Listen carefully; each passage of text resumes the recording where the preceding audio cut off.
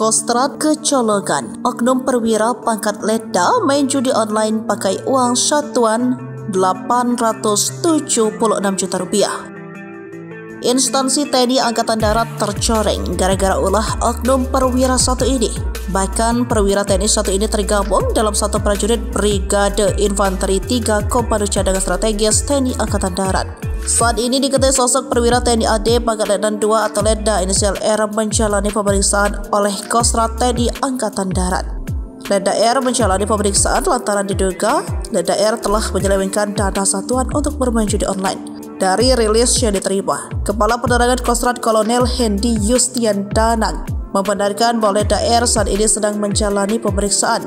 Betul, proses hukum masih berjalan, katanya melalui pesan tertulis Jumat 14 Juni 2024. Ia juga mengatakan Letda R saat ini masih ditahan. Kostrad memeriksa Letda R terutama soal kemungkinan aliran dana yang diselewengkan ke prajurit-prajurit lainnya.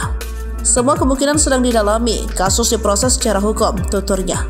Dalam laporan yang beredar melalui pesan berantai, Letda R diduga menyelewengkan dana satuan sebanyak 876 juta rupiah.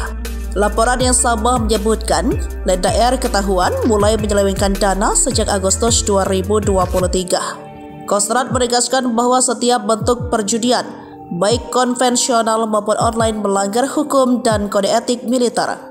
Adapun setiap anggota yang terbukti terlibat akan diproses hukum sesuai aturan yang perundang-undangan berlaku, kata Hendy. Sebelumnya, Menteri Koordinator Bidang Politik Hukum dan Keamanan Hadi Cahyanto meminta pimpinan TNI dan Polri untuk mengawasi anggota agar tidak terjerat judi online.